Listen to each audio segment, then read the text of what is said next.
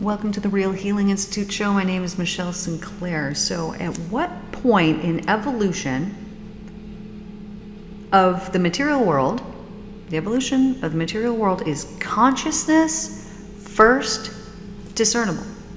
Where can you very first find consciousness? So, at what point is it first discernible? Is it in the living cell? And if it's in the living cell, was it also discernible in the living molecules, which combine to make a cell and encase itself in such an intelligently designed membrane, permitting the intake of selected food and the excretion of toxic waste? How does it recognize toxic waste? And if it should be conceded that consciousness might be present in the living molecules, should you not ask whether the chemical properties which became a living molecule might not themselves have possessed consciousness, which eventually impelled and propelled them into life-giving combinations that make a molecule?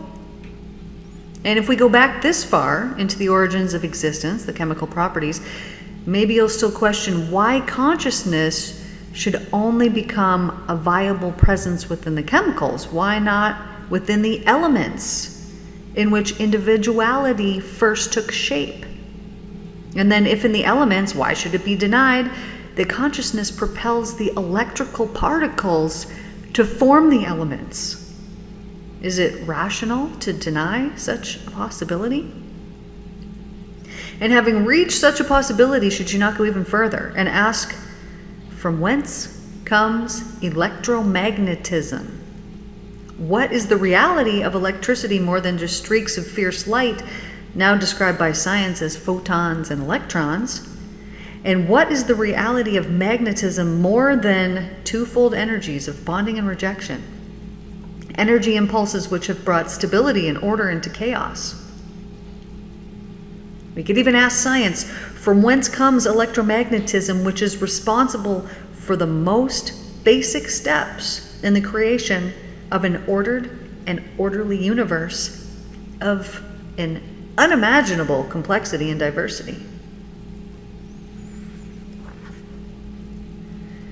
What I'm about to explain is entirely within and of consciousness without parameters and boundaries. And if you're sufficiently spiritually evolved to follow me there beyond the words, you will begin to understand spiritually all that I'm trying to tell you. And the words will guide you towards and then unlock new vistas of being for you. Persevere. The light will gradually, perhaps imperceptibly, penetrate your mind, and you will have little bursts of insight. For there's many who have experienced those little bursts of insight and have briefly touched the divine consciousness, and then, hardly daring to continue to believe in such a transcendent moment of awareness, have begun to question, doubt, and finally dispel the little inflow of divine consciousness. Beware that you do not do this. Disbelief will set you back and enmesh you in the material plane of existence more than you will ever know. Whatever you're given and able to receive, hold fast to it and do not doubt. Doubt destroys steady progress because it creates its own consciousness forms, which will suppress and even eradicate the insight that you've gained previously. Therefore, your choice of thoughts, belief or disbelief, doubt or faith, construct or destroy your progress in your search for truth. Any denial erases from your consciousness the progress that's already been made. And furthermore, the higher you ascend into the spiritual truth, the more powerful do your thoughts become. Therefore, create and hold fast to your own spiritual momentum and allow no one to intrude and undermine that momentum. Hold firm to your former perceptions. And in times of doubt, cruise along in positive thoughts. Use enlightening affirmations. Cling to earlier inspirational guidance when your consciousness frequencies of vibration were higher. And by your use of your willpower, choosing affirmations containing golden nuggets of spiritual truth. Return to this higher level of consciousness again and again, and do not, through mental laziness, wholly surrender to the ebb and flow of spiritual consciousness energies and become like a spiritual seesaw. I cannot emphasize the danger of self-obstruction strongly enough, become aware of it. And I repeat at all times, beware of how you use your minds, and let your mental activity always be constructive, that it may contribute to your own spiritual growth rather than its constant hindrance. I know for myself, when I would have these moments of doubt that would come up, so this was many years ago, I was reading, studying the Christ letters, but usually the best time, and I gotta say, the best time to read it or listen to it in particular, is at nighttime. When you're laying there in bed, those few minutes before you fall asleep, because it's truly penetrating into your subconscious mind. And so during these times, I would every once in a while have this burst of, oh wow, this illumination would come through and my brain would kind of light up, and I would have this unique insight. And I would feel this elated, amazing feeling. And then, as they say, within several minutes, probably 15 minutes or half an hour, because of the environment that I was in, I would start to doubt myself, and it would dwindle and it would go away. That quickly, and all that progress that I had made, even though I had read and I knew, don't doubt once you get it. And it's like, I'm not going to doubt, I'm not going to doubt, I'm not going to doubt. But then that old stuff would come through because my mind had not been completely cleansed. There was still old, I'm going to say clouds or dust that was in the way, that was blocking that perfect divine flow connection. So up until the point where I would claim myself that I gained this enlightenment, and I say this because it lasted for days and weeks, and I've carried it with me ever since that time. Have I been able to stay at that heightened level the entire time? No, I haven't. There will be dips that come through, and it's like, oh, what's happening? Why is this happening now? But it has not shaken my faith. Since that time, there has been no doubt. There has been one time, and it lasted, I'm not sure how long, maybe an hour, half an hour, where I didn't feel great. There was something that, hadn't been coming in, hadn't been flowing, and I was feeling like divine, like, why am I doing this? Why have I not been shown that I'm on the right path through my finances? And as soon as I had this feeling like, oh, I've been betrayed, like, I'm doing this for you, I've dedicated my entire life to you, why have you not given me this? And I had this moment of seriously feeling betrayed. And I'd never felt like this in my whole entire life. And I felt like that in that moment. And then within the next several days to weeks, this then flowed in for me. And I believe that this was the divine saying, no, see, I got you. Don't worry. I know you're upset. I've got you. It's going to be okay. And so I was shown, that I'm cared for. But even at this time, even when I was feeling this way, I still knew what I knew, and I did not doubt it. But up until that point, when I would say, however many years ago, that I gained this that it lasted for days, and all this information was coming through, and all these wonderful things, and then afterwards it was like, oh, you're healed, you're healed, you're healed, and all these people had these miraculous, wonderful things happen to them. Prior to that, I had these little bursts of insight that would come through that actually illuminated my brain, and that I knew that this is a spiritual thing, and I am making contact with the freaking divine, like this pure, amazing stuff. But then the minutes would pass, and then the doubt would come, and then it would be gone again, and I would be sitting there thinking, like, why didn't I just hold faster to that? Why didn't I do this? And then I would just keep studying, knowing, okay, well, it happened once, so obviously it can happen again. And then months would go by, and then it would happen again, and then eventually it led to this process where I was at such a despair place in my life, my life is over as I know it. And it's such a place of despair that I then was seeking this more so than I ever had in my life. And this is when it was gifted to me. I was listening to Alan Watts this morning. What a wonderful man. If you don't listen to his stuff, just look up Alan Watts here on YouTube. And he's got so many wonderful recordings.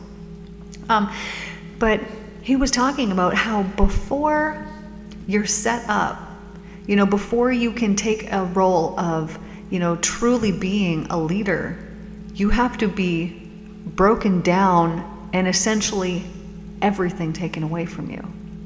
all the people taken away from you, all the things, all the stuff, all the everything, so that when you become so strong and you become so assured in yourself that you are not seeking approval from anybody else, that you realize that you don't need praise from anyone, that you don't need anything, and that you can get in tune with your spiritual responsibility alone, on your own, in such a deep and profound way that it becomes unshakable. And then you go from feeling like, oh, I need to do this, to it is my responsibility to do this and to get this message out there, and I don't care what comes from it. If I get nothing from it, I don't care, because I've done it before and I can do it again. And it's like everything needs to be completely stripped away from you before you can be truly given everything that is meant for you. Because think of this. It's like, well, you want that beautiful mansion on the hill. This is the example.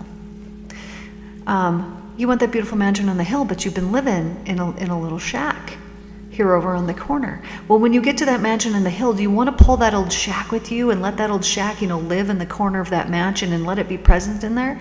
You probably don't. It's not going to fit. It's not going to be the vibe anymore. It's not going to be in alignment with the new that's coming.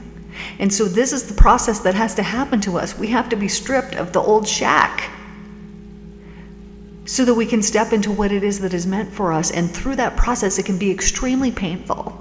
It can be extremely it's the hard work. It's the hard work. It's the reason why we're here. But you know what? If it was easy, there wouldn't be a reward on the end of it, right? We'd be like, yeah, I could have done that. Anybody could do it. Look at everybody can do it. But that's not the case. It takes something. It takes strength and power to be able to get to that place that you need to be able to get to, so that you can leave that old shack behind completely. Thank it. It was part of the journey. It really helped you and saved you.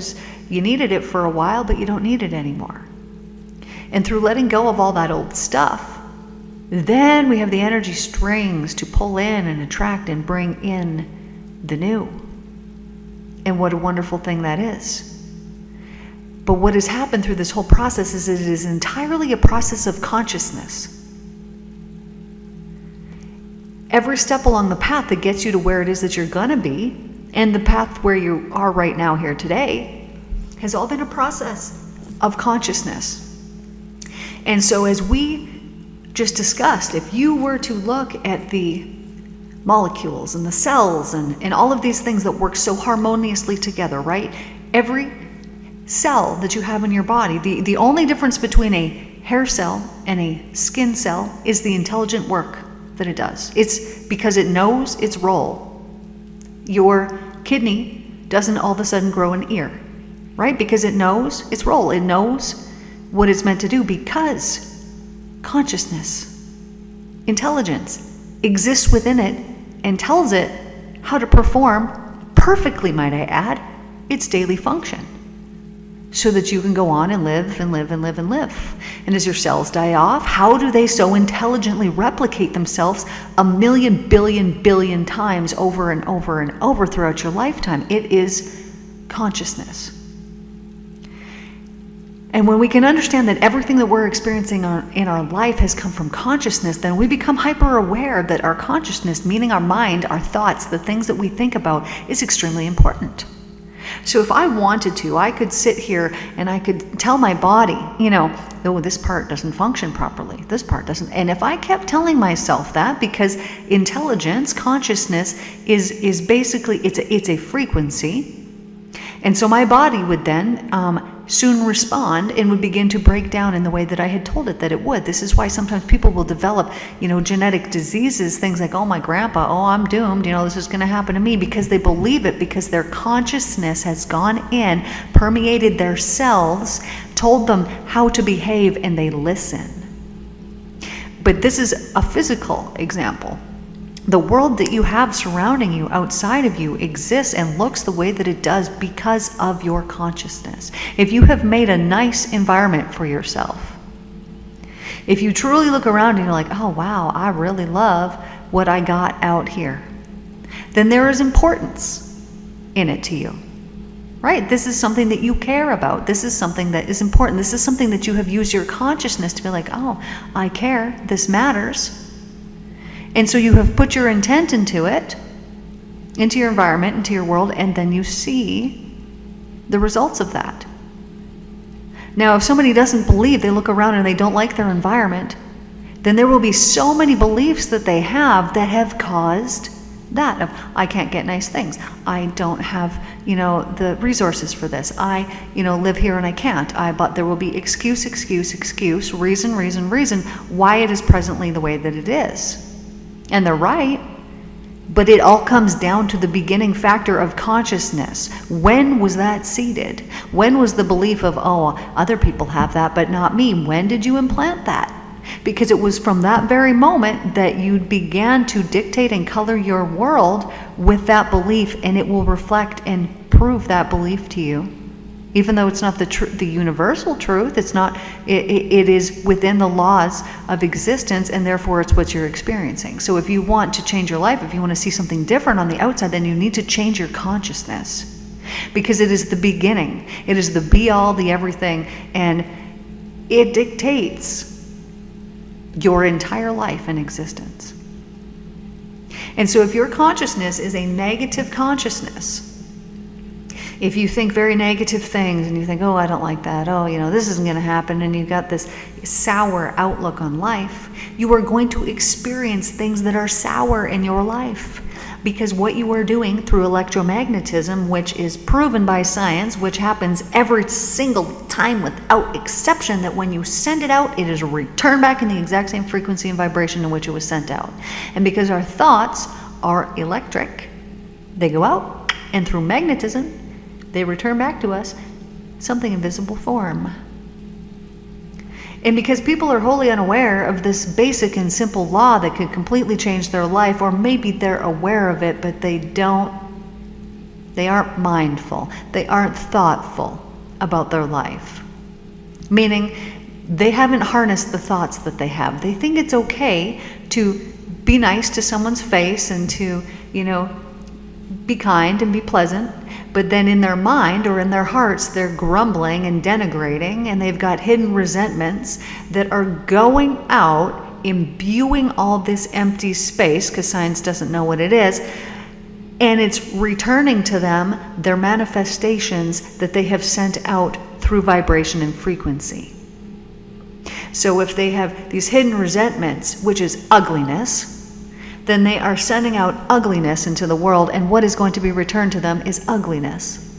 Whereas those who understand this so deeply that do not want to bring ugliness into their life, they send out beautiful thoughts. They send out love, they send out light, they send out wonderful good things, and as they send those out, even in their private thoughts, as they send those out, that is what is returned to them. And then they look around and they're like, man, my life is so beautiful. Everything about it is beautiful, and it is a reflection of the consciousness of that person. Do your thoughts uplift or downgrade your life experience? Which ones downgrade your life experience? And if you were to think about this, it's like, okay, well, I can't help myself. When this person does this, I feel this way. You can help yourself. It's a choice. But if somebody's doing something and you feel like, ooh, riled up or angry or this or that, it is because there is something that is unhealed within you that has allowed that trigger to come up, that has pulled that feeling up from you, something that happened a long time ago, and is now displaying this thing in front of you, and you're like, ooh, I don't like it. But it's actually not the thing in front of you that you don't like. You'll feel 100% like it's definitely the thing in front of you that you don't like, but it's not that. Because as soon as you follow that back and you go back into the past and you heal the first time that came up, then all of a sudden the thing that's in front of you that was bothering you so much isn't bothering you at all anymore. Because you healed the trigger. Because everything is an internal reflection. So what you are seeing on the outside world is a reflection of the inside. If you see ugliness all around you, and you see these people like, oh, they're ugly, oh, they're this, oh, they're that, that is yourself that you believe that about. That is what you are seeing, is the ugliness within inside of you that you have not healed yet. And so you're seeing it outside of you because your world is a mirror. Everything that you see is reflective of what's inside. So if all of a sudden you go out and you're like, I see all this this horribleness out here, and then all of a sudden one day you're like, oh, I don't see any of that. You've done it, man. You got there. You did the thing. You healed the thing. Now, I know a lot of people can have really positive attitudes, or they think really good, and they're hoping that all these good and wonderful things, and that they always think the absolute best. And then they say, well, I always think the best, but then, people treat me like this or that happens. It's the exact same process. It's the exact same thing. First of all, these people who are very kind and nice, they're probably going to be a whole lot happier than the people that aren't. But why do these things come back? Because there's some belief, because it happened in the past. And there's something that needs to be healed. And more than likely, if a person's really nice and they're always looking at the outside and they're like, oh, and making excuses for people, they're not valuing themselves how they're meant to. And so until they value themselves how they're meant to value themselves, and realizing, oh, my energy is so precious and I shouldn't just give it away. So I was watching this video the other day, really good. I would label it here, but I don't even remember exactly what it was called, but it was something about not helping certain kinds of people. I'm like, what? What is this about? It was like, according to the Bible, the whatever 8 kinds of people you shouldn't help. That sounds like it might be right. And so I'm like listening to this, and I was like, what? There's, according to the Bible, you shouldn't help people? And I know that, Jesus said, they were healed according to their faith. So if somebody comes up, I know I had this one man who was so cynical this one time, I actually had to block him. But I was like, that dude, what, you want to come for, whatever, he had zero faith. He was an church pastor who then turned into an atheist, and he was just a very angry and bitter man. These are the type of people that you can't actually help because they don't want the help. And they don't believe, and they need to go through something pretty extreme that's going to get them to a point where they're going to turn their faith back on. But anyways, the point was, it said in there, don't help people who gossip. I'm like, really?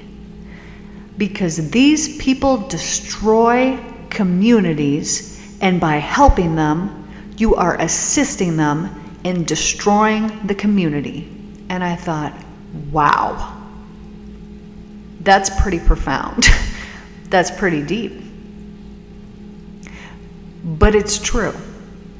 When people sit there and they destroy and they badmouth and they bash and they talk about everybody in such a negative and horrible way, they are destroying their community. And by doing that, through electromagnetism, all that negative poison that they have put out on other people is going to come back to them amplified. Because however they sent it out, it's going to go out in that frequency. It's going to gather up the damage that they did to these people, and it's going to return all that back to them. And pretty soon it's going to fall on their lap. Why is this a good thing? Because at some point, somebody's going to have to learn the real hard way that, oh, I've got to stop doing that because now this is the result of me doing that. So the punishment, which isn't punishment, it's just electromagnetism, it's your own actions being given back to you, is the gift. Because it pushes you to a place of realizing, oh, I better grow up. I better not do that anymore. I better stop doing that. But had that not been the consequence, had electromagnetism not been at play and this not come back to that person, they could have gone on destroying for lifetimes and lifetimes and lifetimes with no consequences. But this is not how it plays out, because it's called evolution, right? So everything is seeking to evolve. This is nature. This is the only reason why we're still here. And so evolution would tell us, hey, if we do this thing, it makes us suffer. It ain't good. We should stop doing that thing. And so electromagnetism is all part of the evolutionary process as well, that allows us to not go out and harm other people and then not have that harm come back and return to us. And so consciousness is the base, is the root of all of this. Actual consciousness, the thoughts that you think. So do not think that you can harbor secret resentments, because they too have a vibrational frequency that goes out and will be returned back to you, either giving you more things to resent or going out to that person, they will feel it, and then they will begin to resent you. We cannot escape the things that we think. We cannot escape consciousness. It is the beginning. In the beginning was consciousness. And in the end, there's going to be consciousness. And so it matters more than you could possibly ever fathom. But as you begin to understand this, and you do deeply already understand this, I know this is why you listen to this stuff. This is why daily you're thinking about your thoughts and thinking, I need to make them better. I need to stop thinking about this. And you've become mindful, whereas you did not used to be mindful until we are one day. Prior to that, we weren't. And so how much of your life was spent completely mindlessly living your life and not being thoughtful about the things that you're thinking and the effect that it's actually having on your life? Versus, okay, well, now I've decided, now I've heard the truth, I know it's the truth, and I've seen how quickly it plays out, and then expecting everything around you to change immediately. Well, there is a process of faith and expectancy of, are you going to really truly stick to this? Is this part of your life path? Are you going to continue to do this? Prove this to me for 2 years, and then I'm going to reward you. And over those 2 years, I'm going to give you absolutely nothing, but you're going to feel amazing. But I'm going to give you absolutely nothing, but you're going to feel amazing. But I'm not giving you a thing until you have proven to me that by me not giving you anything, you still love me. And you're still devoted to me, and you're still devoted to the truth. And you could go your entire life this way. Frick, I'm 42. I went my whole entire life just having faith and just believing, you know what, of course, I'm loved. I believe, of course, I know I am. Divine loves me. If I pray for something, of course it's going to happen. Why did it happen? Not because of the love. I mean, it is because of the love, but it's because I believe in it. And I believed when I was younger that if you prayed, you just get it. That's it. It was my belief that I was seeing. It was the belief that I had. It wasn't the words that I used. It wasn't the prayer that I prayed. It wasn't anything other than believing that, well, obviously we prayed for the wind to stop, so it's going to stop. It's not even a question. Obviously it's going to happen, and bam, the result comes because there was no doubt. So I'll leave you with this, guys, here today. Your consciousness matters. So what thought do you need to let go of today? What thought? Have you been thinking something? Maybe this is something that's just blocking something good from coming to you. And maybe you don't know what that is. So then I would encourage you to sit down and just meditate just a couple minutes. What belief, what thought am I thinking that I could let go of right now that would bring me some relief? And discover what that is. And then just imagine draining it, literally draining it out of your body like water. Just imagine draining it out of your body like water. And just keep breathing. And then once that's gone out of your body and you've just visualized it draining out of your body, then envision this beautiful, brilliant white light that is just pure love. And just allow it access into your being. Just imagine it's raining down on your head and filling your whole entire body with light, with illumination, with the truth. And say, this is what I want. I'm seeking the truth. Give me some truth here today. Let the thing go and let truth replace it. And you're just going to feel elevated, lightness. And now imagine if you did this 365 days of the year, every single day. And maybe you already do, and you already feel amazing. Second thing you can do here today, just go out there and spread some love, because as we spread love, just smile at the people that you cross, look them in the eyes, send out this vibe of like, oh, I'm glad to encounter this being that is just a reflection of my inner self, and seeing the beauty that is in these people, and just sending out that vibe, because trust me, it's felt by them. And then when you need it the most, it will be gifted to you by someone else. Love you guys. Thanks for tuning in. Take care, and I will see you in the next one.